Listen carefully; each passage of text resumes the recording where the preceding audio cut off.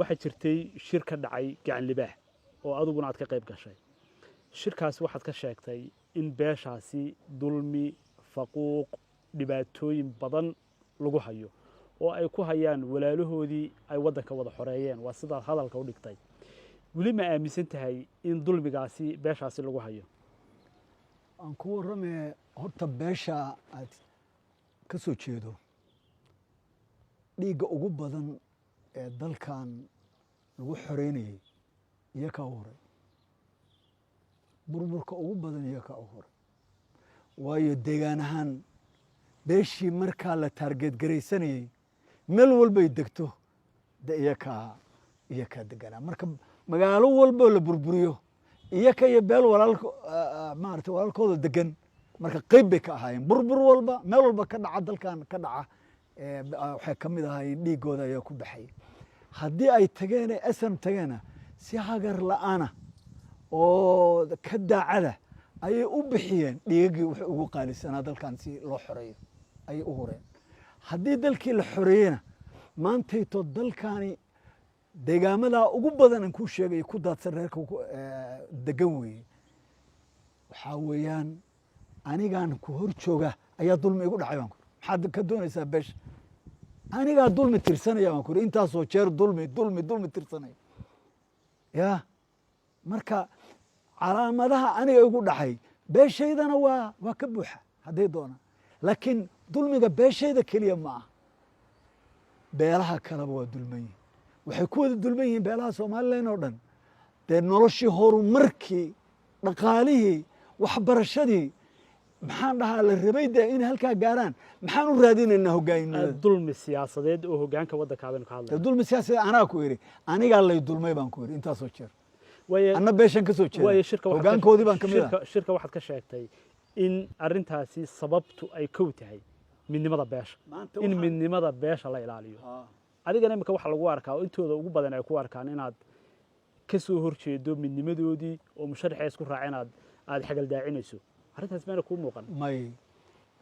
sida musharaxa beesha uma aragto ee xisbigaa ka iibiyey waddo khaldan dariiq khaldan himilo khaldan waddo aan soconayn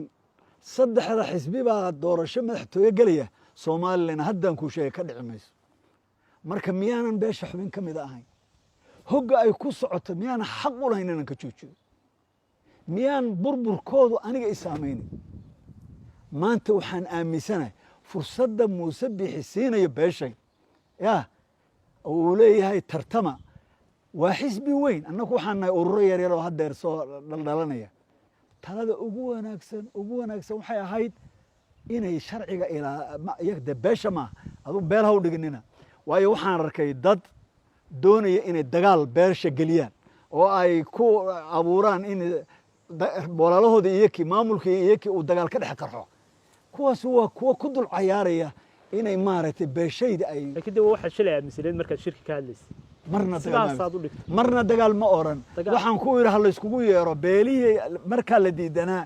ee la yidhi la arki maayo ayaa hadalkaygu wuxuu ahaa wax kastoon tirsanayno wax kastoon qabno beelaha walaale aan u yeeranno aan casunno aan wada hadalno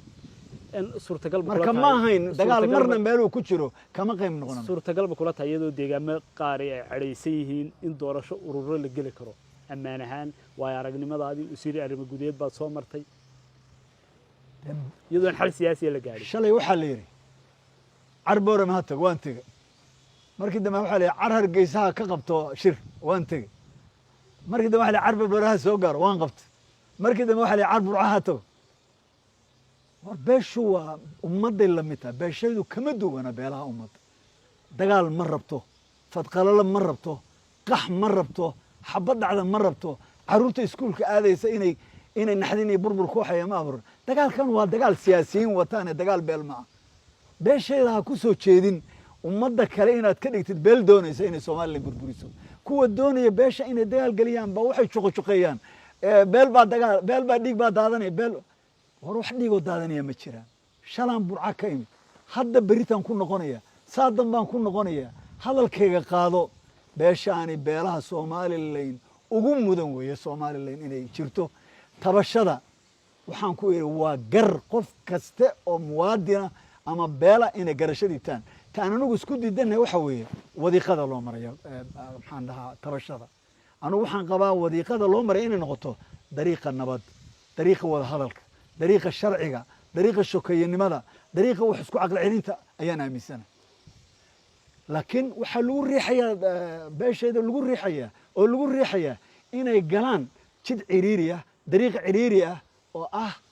in bulshada laga saaro bannaanka la dhigo cuqdada la geliyo ah inay dagaal qaadaan taana ka yeeli mayno